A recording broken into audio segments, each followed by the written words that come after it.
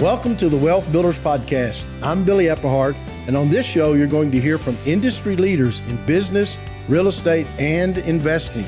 Our Wealth Builder coaches and myself are excited to teach you how to make sense of making money for making a difference. Okay, let's get started. Hello, everybody, and welcome to this week's Wealth Builders Podcast. We're so blessed that you joined us. And let me tell you, I've got such an amazing guest today on the podcast. We've got the CEO of Blessings of Hope with us, David Lapp. Dave, do you want to say hi to everybody? Hello, everybody. Welcome to the show. Well, we're so blessed to have you, David. And I think the story of Blessings of Hope is one that certainly has captured so many people's hearts. And those of you that are listening, many of you have seen the Lapp brothers at the Wealth Builders events as David's actually presented the last 2 years. And he is going to be joining us for the upcoming Wealth Builders Business and Nonprofit Workshop, which is April 18th through the 20th. And David, your story, along with your entire leadership team, is so interesting. And I know a lot of people just want to hear about the history. What is like propelled you to start at this, idea of helping people to really, it's a tens of millions of dollars of an organization today. So David, can you just start out and give us a little history with those that might not be familiar with Blessings of Hope and how you guys got started? Yeah, thanks, Karen, for the invitation. Thinking back of my childhood growing up, I attended a one-room schoolhouse. There was probably 35 people in the school total, grades 1 to 8. So formerly, I have an 8th grade education. But one thing, we learned how to learn in those 8 years. And anymore, there is so much information out there that you can learn anything you want to learn. Growing up, we were always out of the box thinkers. When I was 13, we moved to Indiana to farm. And there was a time when we were farming 400 acres with horses. Oh my goodness. Most people would say that's not possible, but we didn't know it wasn't possible, so we just did it.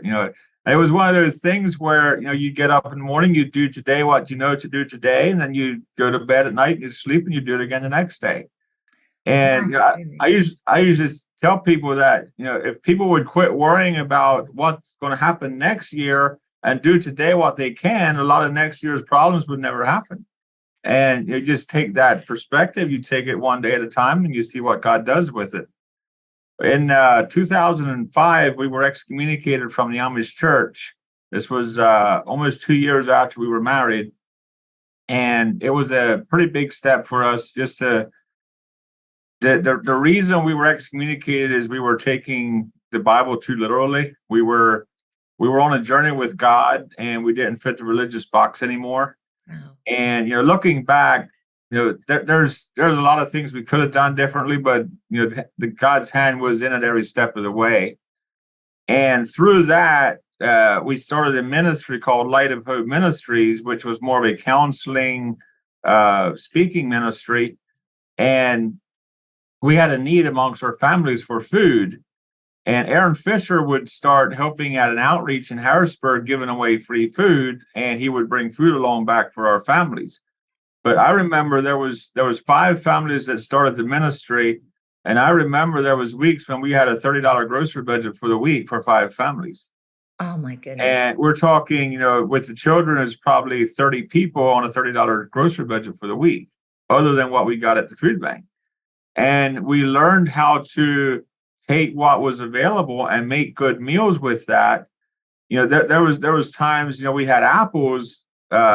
There's actually an interesting story behind that. Is we had one apple tree where we were living, and we had picked the apples, and we were talking about it would be nice if we could find an apple tree somewhere that somebody doesn't want. Well, the next morning, Aaron was at a prayer meeting, and somebody was talking about an orchard that a developer had bought. There was 16 acres of apples that were just going to rot in the field.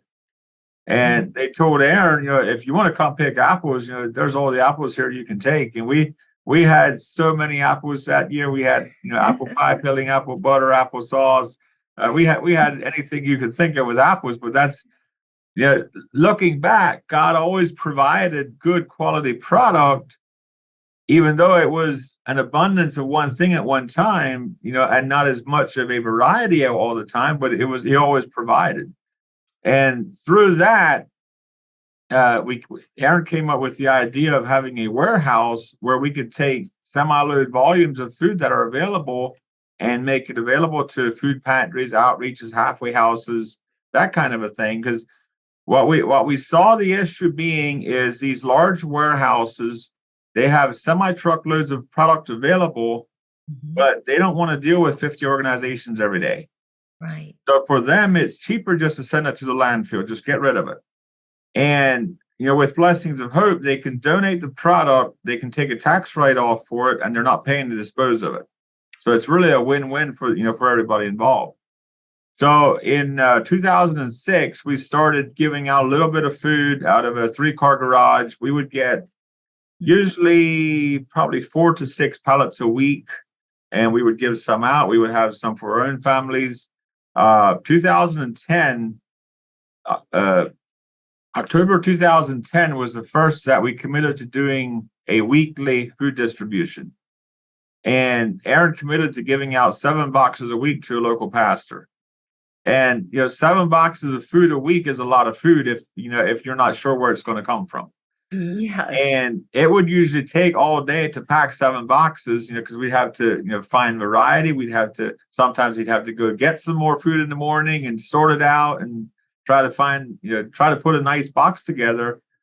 And what the reason I'm sharing this is, if God puts something on your heart, you have to start somewhere.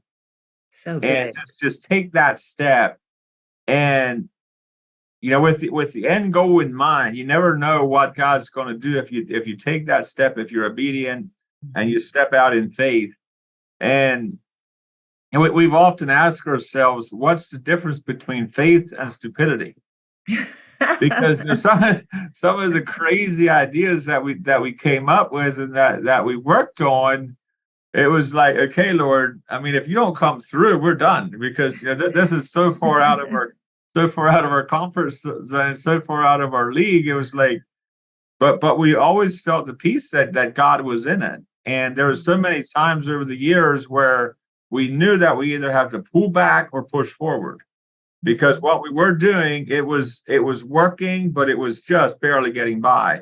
And usually when we prayed about it, the thing that we got is it's time to take things to the next level. And that's where we would then, okay, Lord, how can we take this to the next level? And another thing, over the years, we have learned to, instead of telling God how crazy his plans are, we've learned to ask him how to fulfill his plans, how to carry out what he has called us to do, and then take that step. And it was amazing, some of the things that God came up with. Wow, David, there's so many nuggets in what you have just shared. And I want to go back to ask a little bit more about a couple of them. But first, I want to comment on what you just said, because that's really what Mary did. She wasn't saying, God, you're crazy.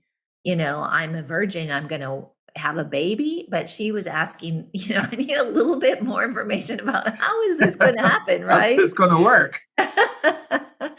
And that's kind of what I was thinking of when you were sharing that. And that's a very important attitude that you just shared. And I don't want it to you people just to kind of hear it and not absorb what you're saying, because that is a key. It's very different to other responses in the Bible where it's like, this can't happen. Like, what? And it was more like, God, you're crazy. But just when we're like, okay, I'm hearing you, Lord, and we need to know how to do this. And the other thing too is that he wants to be in it with us. And so what you're describing too is God doesn't want an adventure for our life separate from us. He doesn't put big dreams in our heart just to have us out there stumbling around on our own. It's actually his joy to be a part of it. If we go back to one of your earliest comments, you're really at a young age, despite, there's some hardship in your life, and you guys have books and things where you share in depth on these stories. But instead of letting that stop you, there was a perseverance that really you have carried out just from even the time that you talked about at a young age to even today. So if you're looking at how, if someone is facing something that seems bigger than life, like, God, I don't know how I could do this. How did you, and what would you share with them how to get that perseverance and that trust in God to pursue and push forward without fear? Mhm. One of the questions that we've often talked about or asked ourselves is, what's the worst thing that could happen? Mm. And then the other question that goes with that is, what's going to happen if we don't take this step? Yeah, so what's the best case outcome? What's the worst case outcome? And then what's the cost, if you will, if we don't take that step? And when we brought that cost into perspective, if we don't take the step, it put more of an urgency on taking the step and understanding the value of taking that step. We've had somebody tell us probably about 12 years ago, if you don't figure out how to do this sustainably and profitably, you're going to rob future generations because you won't be here for the future generations. Wow. And if we can understand that the visions of God are here to change society, to make an impact on the world around us. And if you're just going to go through your life and just do bare minimum, yes, you can have a good life. You can probably impact a few people's lives. But if you walk in the fullness of what God called you to walk in, you can impact millions of people's lives on a just by the multitude, the multiplication effect of putting it out there and taking that next step. Wow, and that's the difference between sort of like an inward approach where, oh my gosh, I don't know if I want to work this hard, or I don't know if I want to, get out there. What if someone doesn't like what we're doing? But when you grab hold, like you guys, what you're saying is you actually purposely are thinking about what is this going to do if we stay with it or if we don't stay with it. And I love what you said about impacting generations, because it seems like that gets you in a position too where, um, despite criticism or challenges, it's something bigger than looking inside, and it's looking at others. Yeah. Yeah. If you're gonna try to do something that's not gonna offend any questions, you might as well quit that because you're not gonna please everybody. And we have talked about this early on. We can try to live a life that pleases everybody, or we can live a life that pleases God. And down the road, a lot of the people that were criticizing us years ago, it's interesting meeting those people now and hearing their side of it, that they've been with us all along, and it's like, that's not quite the way we had seen it, but welcome aboard. And then you bring them along and you go forward together. That's so good, David. And I think something too that's very interesting, that's key to you guys' success is the four of you on the executive team, how you work together. Mhm. And I know when I was out there, you were sharing with me how you guys got in a room and you sort of figured out where everybody's strengths what was. And I think that was key to you guys Yeah. really walking in the fullness. Can you share a little bit about that? Yeah, I can. One thing that if when we learn how to embrace each other's callings and to embrace each other's strengths instead of trying to keep life fair, things really went to the next level as well. If you're familiar with the DISC, the DISC personality profiles, we are each very strong in one of those four quadrants. And what we have learned is, if it's something that we don't like doing, there's usually one of the others that enjoys doing that piece.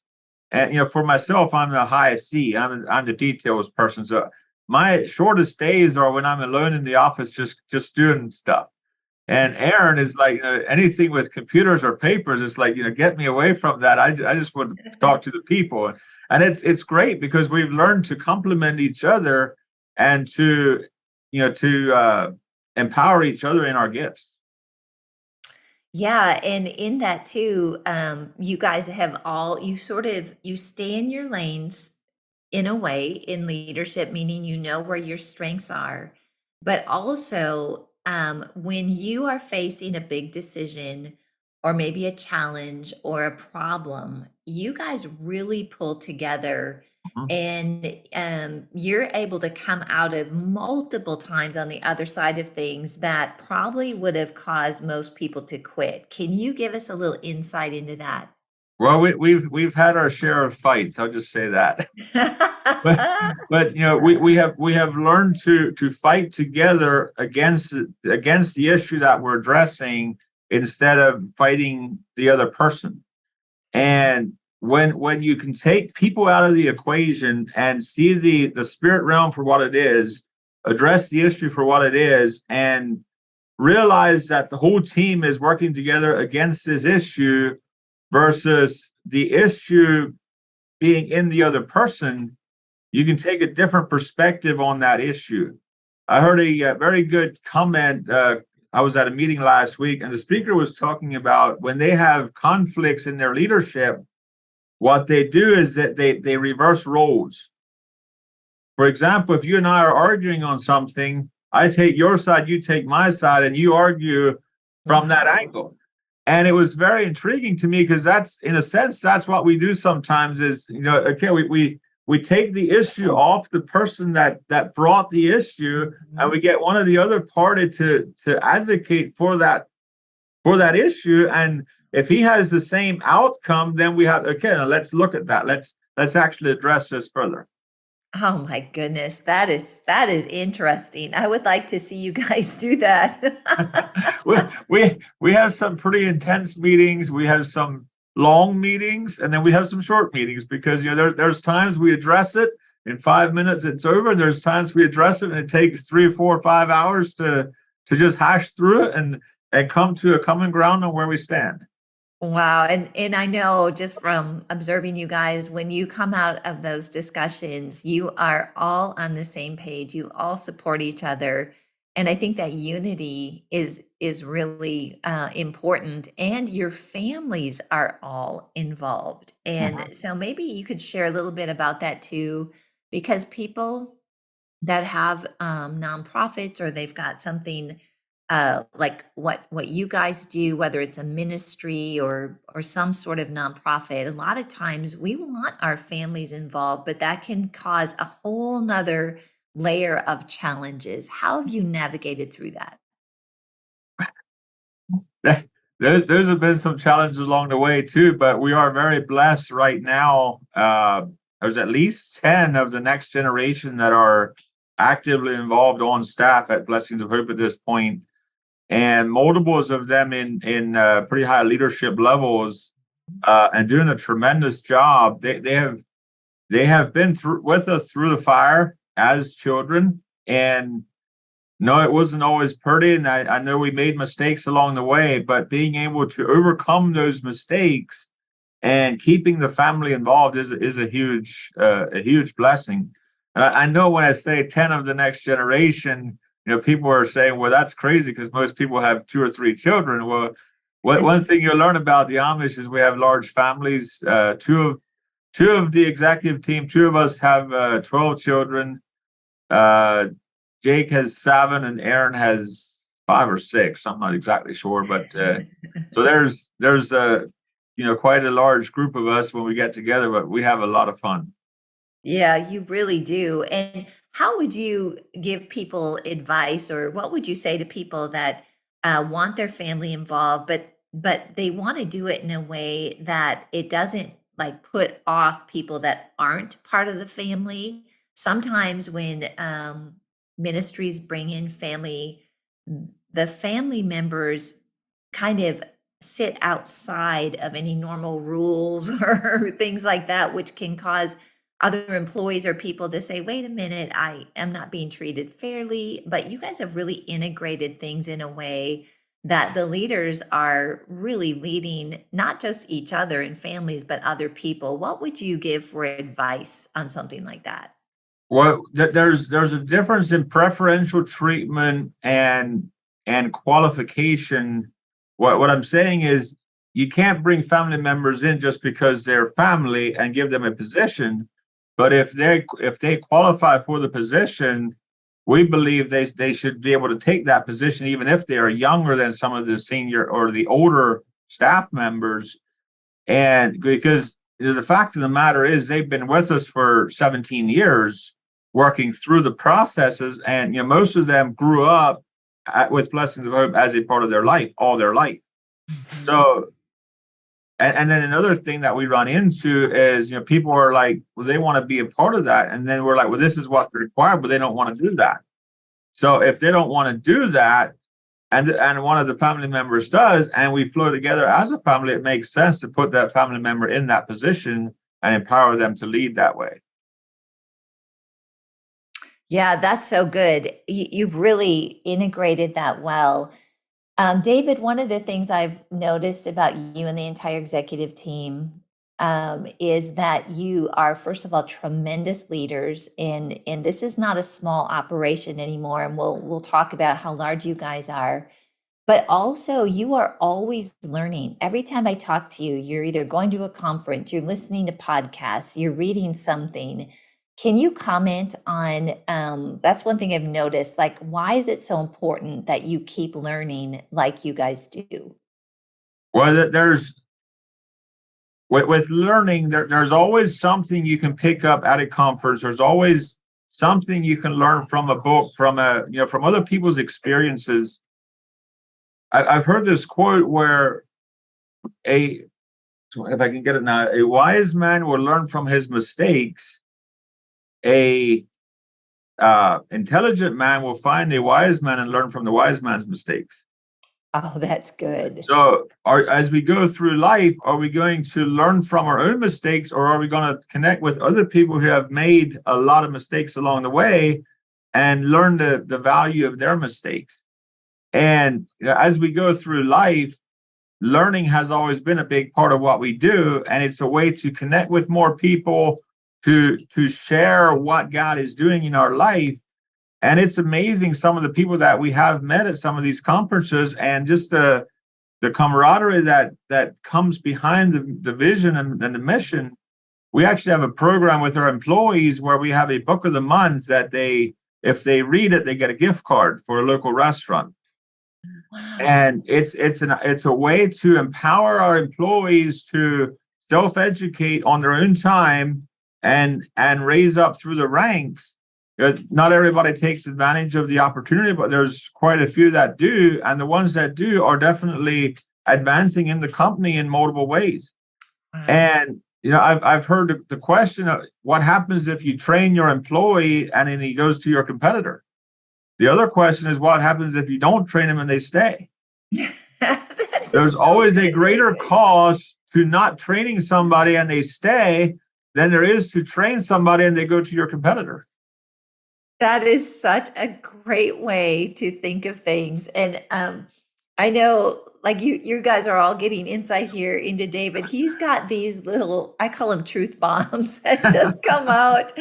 And that is such a great way to think about it. Instead of being fearful of losing someone, you're imparting to them, and again, turning it around and looking at, well, what would happen if we don't do this? Yeah. I encourage our employees to make mistakes, because my definition of a mistake is a well thought out plan that didn't work out. And if they can make a mistake that's bigger than something that God can fix, then we're in the wrong business. Wow. If they think through something and they believe this is going to be the outcome, and they try it and it doesn't work, then we'll deal with it. It's not that big of a deal. But a lot of people are afraid of making mistakes, and they never walk in the fullness of what God called them to walk in.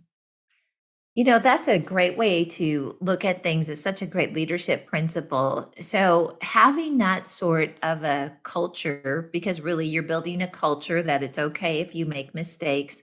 How much of an impact do you think that has had on your success to get people in a position where they're safe to try things? Oh, it's definitely had a big impact. I believe it's tremendous, just the freedom that goes with trying something new and coming up with new ideas. The other approach, if all leadership comes from the top, or all rules whatever come from the top, and nobody is creative, you have higher turnover, You have less employee engagement. People don't feel like they're a part of the organization. Whereas if you can give them a lane to run in or a challenge to overcome, they'll buy in at a deeper level.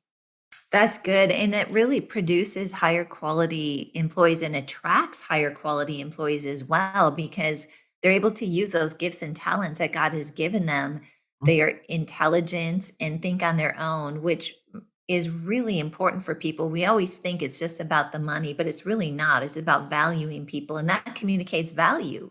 Yeah, it does. Wow. So, David, we only have a couple minutes left here. And we heard at the beginning about how you started in a garage and you started committing to just doing, I think it was 5 or 7 boxes a week. So, that was in 2006. Is that correct? Yes. Well, 2010, we committed to 7 boxes a week. 2006 is when we started with a little car and a few bags of groceries a week. Got the idea. So, here we are, 2023. So just give us an idea of where you have come from 2010, 7 boxes a week, and where you are today. Well, in October 2010, we leased our first warehouse. It was a 3,600 square foot room, but we told the landlord we only need half the room. So we had about 1,600 square foot. And since that, we have about 110,000 square foot of warehouse space. We have our own fleet of trucks. We have about somewhere around 50 trucks, trailers, straight trucks, that kind of thing. We have around 90 employees right now. We have about 110,000 square foot of warehouse space, and we're distributing over 2 million pounds of food a month. So, and this is all product that's donated product. We don't buy anything. We don't sell anything.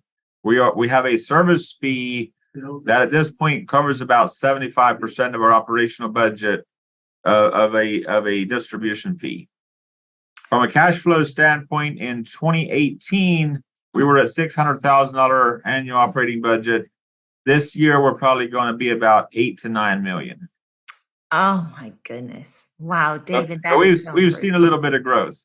I would say, and you know what? On top of that, we are actually just starting another major project, a 52,000 square foot warehouse we just bought, where we're doing renovations for. We're going to get into food dehydration, and that's probably going to be about a $10 to $12 million project on that project alone. My goodness, you are not slowing down anytime soon. I think one of the statistics that really is hard for people to grasp is you say there's not a food shortage per se. So people are like, what? There's people starving all over the world. Can you just explain that a bit? What we're finding is there's a management shortage. There's too many political agendas behind food insecurity. Food insecurity is a multi-billion-dollar industry. And there's way too much money to be made by government entities to keep people poor, to keep people in food insecure. But according to our research, if half of the global food waste would be recovered, it would end world hunger.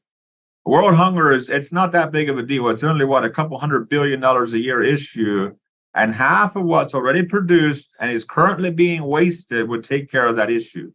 So the more we're digging into this issue, the more we're seeing that the resources are there. We just need to utilize them. We just need to steward them well. We just need to build that bridge to bring them together.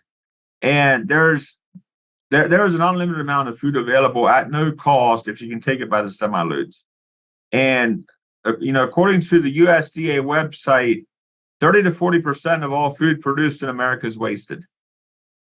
So if you think about it, you see a field of product, or you see a warehouse full of food, 30 to 40% of that product will end up wasted, whether that's because it was overproduced, mishandled, just got too close to expiration date before it got utilized, or for whatever reason, it gets wasted. 24% of everything in landfills in America is food-related product. And I hear people talking about food shortages, and I'm saying there is no food shortage because the food's being produced. The question is, what are we doing with what's already being produced? In 2020, when eggs were rationed at the stores, we were getting semi-loads of eggs. The issue was the company that makes the 1 dozen egg cartons couldn't produce them fast enough. 60% of all food goes to restaurants and schools. But when they shut down overnight and all that had to go into retail, it was a packaging issue, not a product issue. My gosh. David, there's so much more. I mean, we're definitely going to have you back because Wealth Builders, Billy and Becky, our hearts are with you guys, and of course we support you. But this is a solution to a problem that a lot of people are trying to solve in the world. And I am confident in saying I've been around you guys enough to know you really do have the solution. God has given you the answer to world hunger. Thank you. I don't know how it's going to play out yet, but we're going to keep taking it a day at a time. We've been accused of trusting God too much, and my question is always, did you find a better source to trust? And the answer is no, they don't. Well, then why would you not trust God? Yeah, but not to that crazy level. And it's like, why not? Being around these guys definitely helps all of us to think bigger.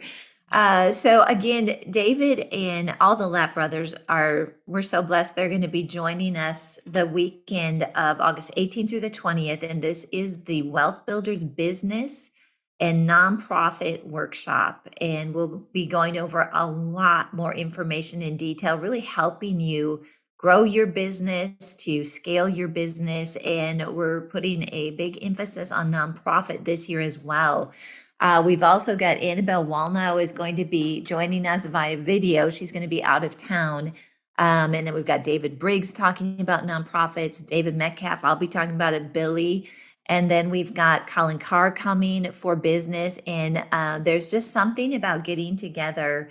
Even if you're a nonprofit, you have to know how to run a business. And I think that, David, you have definitely shown us that there's a lot of processes and systems and things Absolutely. in place that have to be there.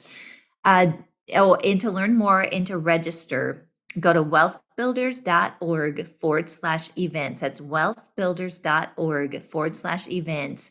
And I've got a code for you to use. It's called WB200. And that's going to give you $200 off either the in-person or the live stream. And you just don't want to miss this.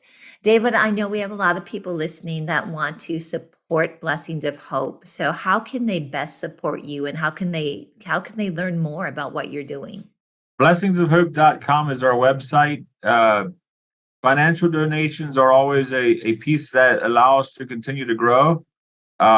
Volunteering, we have volunteers registered from 47 states plus Canada, Puerto Rico, and Mexico since 2020. And that's over 40,000 people that have physically volunteered at one of our Lancaster facilities. And it's just amazing to see the people that God brings together. But if you're in the area, we'd love to show you around. We'd love to help you understand more of what we do, why we do it, how we do it. But yeah, blessingsofhope.com is a lot of information on our website. Yeah, stop in when you're in the area.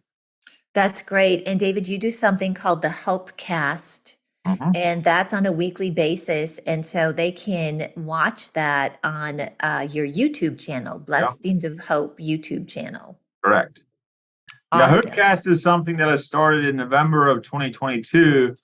We stream it live to YouTube and Facebook, and I talk about what God's doing in our life with the ministry. I'll interview other ministries, and it's always just a short podcast type of a presentation to share hope, to share what God is doing versus what there's so many news. There's so much news out there of what the devil is doing, but what's God doing? How can we encourage each other? How can we bring hope? How can we be there for each other and change the world for God's kingdom? That is awesome. David, thank you so much for being on the Wealth Builders podcast today. We are so looking forward to having you at the event and all of the Lapp brothers. And we will definitely have you on again and even press into a little bit more on leadership, which I think you and the team are so gifted at, and you've really pursued making sure that you are good leaders to steward this amazing vision that God has put on your heart. Thank you for inviting me. Appreciate the invitation, the friendship. It's always an honor to be there at the event and to just connect with what God's doing there. Awesome. Thank you so much. And thank you, all of you that have joined in on this podcast and all of our Wealth Builders podcasts. And I would just encourage you, hey, if you think that these podcasts would help some of your friends and family, just share it with them. We are so blessed to have all of you as part of the Wealth Builders family. So have a great rest of the day, and God bless you. Thanks for listening to the Wealth Builders Podcast. If you've enjoyed this podcast, please rate and review the show. If you want to learn more about who we are, visit our website at wealthbuilders.org and check us out on Facebook. We'll see you next time.